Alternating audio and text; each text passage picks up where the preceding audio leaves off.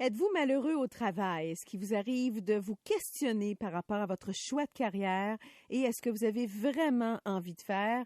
Changer de carrière à un certain âge, que ce soit à 40, 45, 50, est-ce que c'est possible? Est-ce que c'est envisageable? Et est-ce que c'est une question qui vous chicote en ce moment? Parce que vous dites, je peux même pas m'imaginer passer les 10 prochaines années à faire encore cet emploi-là. Ça me déprime, ça me décourage. C'est pas ce que je pensais. Vous savez, il y en a qui sont désillusionnés, hein? Ils étudient des années pour apprendre. Je pense à des avocats qui aspirent et qui espèrent plaider. C'est parce que c'est pas que ça, la nature de leur emploi. Ils sont pas toujours en train de plaider. Donc, il y a d'autres, des fois, tâches cléricales reliées à notre profession qui nous enchantent un peu moins. Et est-ce que ça vous désillusionne, ça vous décourage et que ça affecte votre enchantement et votre passion à votre travail? C'est la question que je vous pose aujourd'hui. Et pour échanger avec moi tout au long de l'émission, le 1-800-667-5241 et par courriel sans tabou à cogecodiffusion.com. Avec moi pour nous aider, justement, Éric Beaulieu, conseiller en orientation au bout du fil. Bonjour, Monsieur Beaulieu. Bonjour, Sylvie. Quel est l'âge moyen des gens qui vous consultent? Tu sais, un conseiller en orientation, on a toujours la référence que c'est au secondaire, puis qui nous faisait faire des petits tests, puis qui connaissait pas grand-chose. Mais vous faites bien plus que ça. Oui, exactement. La profession. Je le dis, je blague, là. Non, ben, c'est une blague qui est partiellement fondée parce que, je veux dire, l'impression que les gens ont souvent, c'est l'impression qu'ils ont quand ils rencontrent à l'école au secondaire. Écoutez, monsieur, l'orientation pour la première fois, effectivement. Donc, faut... la blague se vaut, mais... Il faut que je vous fasse une petite parenthèse. Oui, allez-y. Petite tranche de vie, je vais vous faire rire. Allez-y. Au secondaire, moi, je portais des lunettes depuis l'âge de 9 ans chez myope et le seul professionnel, à part mon médecin de famille, c'était l'optométriste. Mm-hmm. Puis je trouvais donc ça fascinant, l'emploi qu'elle avait, elle était bien habillée, puis tu sais, elle avait pas l'air à travailler fort, puis elle travaillait dans le pénombre, puis elle manipulait des petites choses, puis j'aspirais à être comme elle. Et j'ai essayé de falsifier les tests en secondaire 4-5 d'orientation en disant, ben moi, c'est ça que je veux faire, fait que probablement que je dois être capable de développer telle habileté. Savez-vous quoi, M. Beaulieu? Oui. À la fin du test, j'ai échoué parce que il fallait que je sache manipuler des instruments. Et je suis allée voir l'orientable, j'ai dit, oui, mais c'est parce que j'haïs ça, faire ça. Et voilà. Puis elle a dit, oui, mais t'es optométriste, pense-y, il faut que tu manipules toujours quelque chose. Alors, j'étais bien découragée de ça. Mais là, maintenant, j'aide à voir plus clair les gens, mais autrement. Oui, tout à fait. La métaphore se tient absolument. Oui. Alors, pour revenir au plus sérieux, vous faites bien plus que ça. Oui, mais ce qui est intéressant dans l'anecdote que vous partagez, c'est que les gens, souvent, c'est ça, à l'école, qu'est-ce qu'on apprend? On apprend à répondre ce qu'on s'attend de nous à la base. Hein? Oui. Alors, quand on nous arrive en secondaire 5, puis on nous dit c'est le temps de faire un choix, oups, OK, sur quelle base je fais ça? Ben, on fait ça sur une base instinctive bien souvent, puis les arguments que vous nommiez dans les raisons qui faisaient que vous étiez attiré par ce travail-là, on pourrait appeler ça plus les conditions de travail, la personne oui. aussi, là, qui était pour vous un modèle à quelque part. Oui. Et puis là, vous essayez de falsifier le test, etc. mais la notion clé dans tout ça, c'est de comprendre le rapport au travail, c'est d'abord un rapport aux tâches. Oui. Aux fonctions qu'on occupe. Je dis pas que les conditions, ça importe pas, ça pèse dans la balance, c'est certain. Mais tant qu'on n'a pas fait une analyse assez fine de justement nos aptitudes, nos compétences, notre potentiel, vers quoi il résonne, ben à ce moment-là, des fois, on peut faire des choix sur des bases un peu plus factices, un peu plus de surface, et puis c'est vrai ce que vous dites, après coup. Oui. Monsieur Beaulieu, c'est tellement juste ce que vous dites. Puis c'est vrai que j'ai tombé dans ce panneau-là de ce que ça a l'air, et voilà. Ce travail-là, parce qu'il y en a qui peuvent m'écouter et dire « Ah, sexologue, ça a l'air le fun, anime à radio. » Mais est-ce que vous êtes capable, la nature, la tâche première, c'est écouter et entendre la souffrance des gens? Oui, ben ça, il y en a qui ne seraient pas capables de faire ça, là. Oui, puis je dirais même beaucoup de professions en relation d'aide, la tolérance à l'ambiguïté. Le client arrive avec son ambiguïté, son inconfort, sa confusion. Ah oui, sa méfiance des fois. Oui, exact, parce qu'on veut aider, mais en même temps, c'est pas toujours... il faut apprendre à bien aider. On veut pas toujours changer. Oui, exactement. Exactement. Fait que la moyenne d'âge de ma clientèle, prenant une question que vous posiez, je dirais que c'est peut-être aux alentours de la trentaine. Ah oui! Mais c'est très, très varié, hein, parce que l'orientation, c'est un défi tout au long de la vie. On évolue, on change. Oui. Oui, vous allez dire. Mais non, je suis tout à fait d'accord avec Oui. vous parce que, bon, l'espérance de vie, on dirait qu'on n'arrive pas à mourir, là. Mais je me dis, c'est que on travaille très longtemps. Et voilà, de plus en plus, on Ben repousse oui, l'âge de la retraite, etc. Alors, ben oui. si je reviens à mon dada, si le potentiel que j'ai, moi, par rapport à mes forces, mes aptitudes, est pas au rendez-vous du travail que j'effectue, ça peut être longtemps. Puis oui, c'est bien beau, un salaire intéressant Oui. qui nous permet de payer nos comptes, etc. Mais si c'est d'abord ça la motivation, il y a un problème. Je vais vous référer vous irez sur YouTube, il y a un excellent extrait d'une dizaine de minutes du chercheur psychologue Jacques Forêt. Qui a récemment fait une courte présentation de ses propos, puis qui présente justement les différentes sources de la motivation au travail, puis les recherches qui sont faites autour de ça. Mm-hmm. Et on est dans une société matérialiste qui met beaucoup l'emphase sur l'argent. Ah ben oui. Il en faut, il faut vivre, c'est normal, mais quand c'est d'abord ça le motivateur premier, on s'attire des problèmes parce qu'on est en même temps dans un monde où on met toujours plus l'emphase sur l'efficacité, faire plus avec moins. Fait que si Et versus le sens du travail, comment s'accomplir dans notre travail. M. Beaulieu, on va s'interrompre quelques instants parce qu'on va aller au téléphone. Oui. Est-ce que vous voulez? Le sujet fait réagir. Alors, on va oui. aller rejoindre Dominique qui nous appelle de Sherbrooke. Bonjour Dominique, bienvenue à l'émission. Bonjour. Alors vous, est-ce que vous êtes malheureux à votre travail? Est-ce que vous songez peut-être à vous réorienter ou si au contraire, vous êtes excessivement satisfait? Je suis excessivement satisfait. Comme je disais à la recherchiste tantôt, Oui. moi, je suis retourné sur les bancs d'école après 14 ans à 30 ans pour oui? faire une réorientation de carrière. Qu'est-ce que vous faisiez avant de retourner à l'école? J'ai été journalier dans les usines. J'ai été un peu de tout, hein? Aussi. J'ai fait vraiment, j'ai touché à beaucoup de choses, puis je me suis réorienté vers, je suis électromécanicien maintenant. Ah oui? Oui, puis ça a été un des meilleurs choix de ma vie, je vous dirais. Puis ça fait combien de temps que vous êtes électromécanicien? Ça fait 1 an maintenant. Ça fait 1 an, puis vous ne le regrettez pas du tout, là? Du tout. Ça a été une formation de combien de temps, Dominique? C'est une formation de 2 ans. 2 ans. Dans une école privée spécialisée? Oui, école spécialisée au Triolet, c'est le centre 24 juin. OK. Moi, j'avais un Técart en tête, là, mais peu importe. Et ce que ça vous a demandé pour retourner sur les bancs d'école, est-ce que vous avez dû vous ajuster financièrement? Est-ce que vous avez continué votre travail à temps plein? Vous étudiez aussi à temps plein? Non, j'ai eu l'aide d'Emploi Québec. Puis ma conjointe a fourni le reste. Elle vous a supporté. Oui, elle pouvait supporter le reste, puis ça a été un plus pour nous. Je suis bien contente d'entendre ça, Dominique. C'est un très bon choix que vous avez fait. Vous avez changé votre sort. Hein? Et vous avez changé votre sort. Oui. Ah oui, beaucoup. Puis, quand vous dites que vous êtes très, très satisfait, qu'est-ce que vous aimez au niveau de votre travail le plus? Comment vous aimez vous sentir à votre travail? Bien, tantôt, qu'est-ce qui m'a fait appeler, c'est quand vous avez parlé d'accomplissement, puis se sentir bien, autonome. Oui. Tout ça, c'est bien me chercher. J'ai pas le choix. Moi, je fais de la sous-traitance, alors je me promène dans différentes usines. Fait que quand tu arrives dans l'usine, tu connais pas nécessairement les machineries qu'il y a là. Alors, faut que tu t'adaptes, il faut que tu réagisses vite à ce que tu as à faire. Fait que c'est ça qui est intéressant. Bien, merci beaucoup, Dominique, et longue vie dans votre nouvelle carrière. Merci de nous avoir appelés. Merci. Alors, M. Beaulieu, conseiller en orientation, c'est génial, ça. Absolument. C'est un beau témoignage. Oh, tellement. Vous devez en entendre de ça, des gens qui... Je suis coincée, j'ai fait un peu plein de petites choses, je sais plus trop dans quoi je suis bon, je sais pas trop qu'est-ce que j'aime. Il me semble que ça doit être une demande qui revient souvent, ça, chez vous. Absolument. Puis, dans l'exemple, c'est Dominique, je crois, qui était son nom.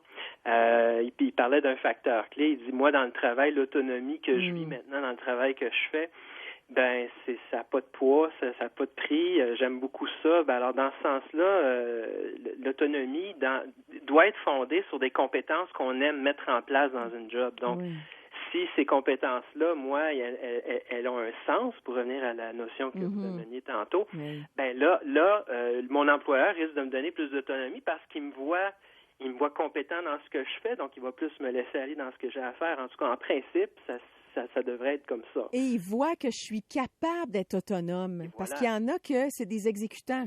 Alors, oui, puis faut revenir à la base aussi, dire, les gens, dans le fond, quand ils font un travail plus pour des raisons de survie matérielle il est normal que à un moment donné, on se sente exécutant. Puis ce qui est drôle par rapport à ça, c'est qu'on peut se sentir exécutant dans plusieurs genres de travail. Moi, je pourrais me sentir exécutant dans un travail, puis l'autre se sentirait pas exécutant. Oui. Ça se réfère à la notion de, c'est peut-être un gros mot, même l'aliénation. Donc, quand je fais quelque chose qui a vraiment pas de sens, mais ça peut avoir du sens pour l'autre, par contre. Alors, non, mais ce que vous dites, M. Beaulieu, c'est tout à fait vrai. Moi, je vous entends dans l'aliénation, dans le désengagement ou le désœuvrement des gens qui sont épuisés, qui sont déprimés dans leur travail. Ils sentent que c'est aliénant parce que c'est comme abrutissant.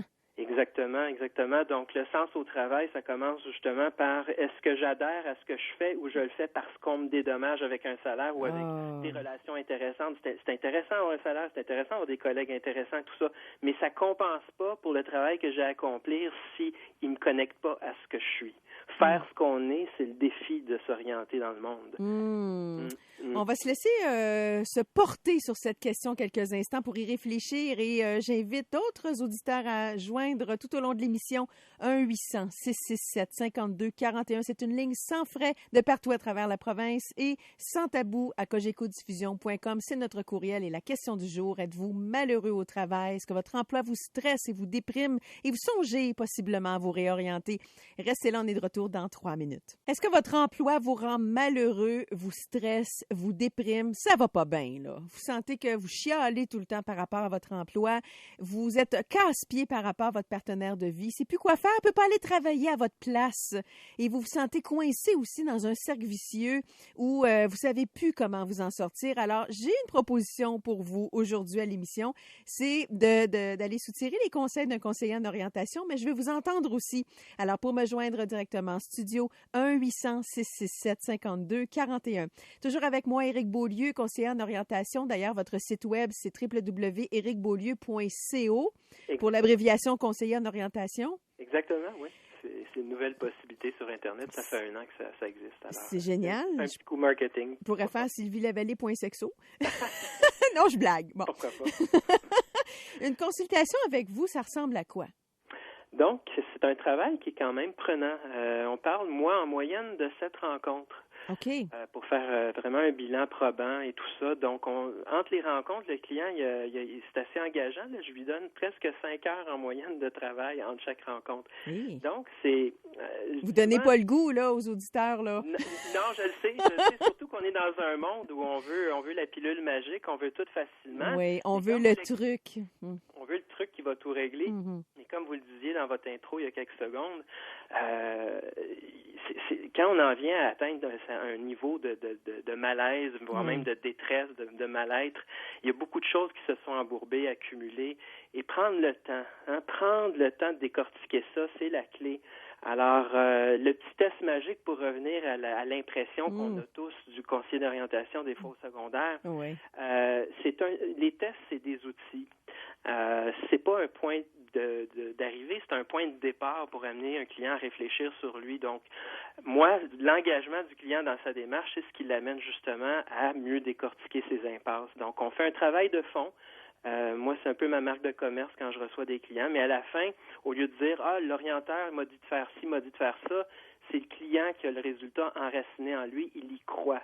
Alors, c'est ça la différence. Donc, je pourrais rentrer dans les détails que je fais, mais je veux juste faire comprendre derrière ça que prendre le temps de se comprendre, prendre le temps de se donner un livre d'instructions à quelque part pour mieux faire des choix dans sa vie, ben c'est quelque chose qu'on se doit de faire au moins une fois dans sa vie. C'est quand même majeur, M. Beaulieu, de se trouver. J'appelle ça, moi, être sur son X. Tu sais, comme dans un jeu de tic-tac-toe, là, dire, là, je suis dans cette position, là, je suis sur mon X. Exactement. Tu sais, alors, je veux dire, c'est les expériences de vie qui nous apprennent tranquillement, pas vite, à trouver ça ressemble à quoi, je me sens comment quand je suis dans mon X, si on a des fois la chance de le trouver, mais quand on y va par essai-erreur, ça peut être long, puis peut-être qu'il faudrait plus qu'une vie des fois pour le trouver, tellement il y a de choix dans notre monde actuellement. Oui. Alors donc, pour prendre le temps de vraiment comprendre c'est quoi mon X, ou pour reprendre une autre expression, mon flow, c'est-à-dire moi, quand je suis en train de faire ça, je me sens tellement bien, je me sens moi. Et puis là, le travail, ça devient plus à la limite un jeu. Quand on a suffisamment d'expérience, à un moment donné, quand on a vraiment bien développé nos compétences, il y a quelque chose comme un jeu. Mais c'est sûr qu'il y a aussi des irritants extérieurs de l'environnement. On est dans un monde qui nous demande d'en faire plus avec moins de plus en plus. Fait qu'il y a des facteurs aussi environnementaux qui viennent jouer dans le bonheur au travail. C'est sûr que la base, moi, je dois être au clair avec ce que je veux, mais il y a aussi comment je compose quand ça va pas bien, les choses autour de moi. Est-ce que j'accumule, je refoule, ou je me permets de nommer, d'adresser les choses qui vont pas bien pour au moins essayer de les améliorer. Si c'est possible, pas possible de le faire dans un emploi, ben peut-être qu'on passe à un autre appel rendu là. Mais donc, je coach mon client à bien comprendre tous ces aspects-là de sa dynamique, sa problématique au travail, donc les variables qui lui appartiennent, puis les variables qui appartiennent à l'environnement, puis comment il compose là-dedans. Alors, des fois, le client va s'apercevoir qu'il pensait vouloir faire un grand changement, puis finalement, en fin de compte, il se rend compte qu'il a peut-être à essayer d'autres choses ailleurs, dans le même domaine, alors que d'autres, après le bilan qu'on fait, se rendent compte que vraiment, ils ont tout essayé, puis il n'y a rien à faire, puis vraiment, il faut faire un changement. Donc, avant de tourner la page, on s'assure d'être au clair avec le pourquoi on veut tourner la page. Ça, c'est important. C'est parce que puis j'aime ça vous entendre, M. Beaulieu, parce que, j'en ai côtoyé dans certaines formations que j'ai eues. Quand je prends de la formation continue en psychothérapie, il y a des conseillers d'orientation qui sont aussi psychothérapeutes. Tout à fait. Et qui ont à faire un travail de fond, justement, que c'est notre identité professionnelle, nos compétences et tout ça, qu'est-ce qu'on aime, le sens dans notre travail. C'est bien quand on dit décortiquer, se comprendre, mais il y en a qui ont été là représentants toute leur vie, puis qui disent, je sais pas quoi faire d'autre. Puis là, ils arrivent à un âge au milieu de la quarantaine, à l'approche de la cinquantaine. Des fois, il y a eu une fin de contrat, des restructurations dans l'entreprise. Puis ils se disent, j'ai toujours fait ça, je connais pas, je me vois pas faire autre chose, mais je n'aime plus faire ça. Est-ce qu'il y a un âge où c'est plus complexe, M. Beaulieu, de changer de travail? Pas vraiment, il y a juste des habitudes qui se prennent à quelque part. C'est vrai. Plus on en a pris, plus c'est des fois difficile de les remettre en question. Mais je voudrais juste revenir rapidement sur un petit point que vous disiez.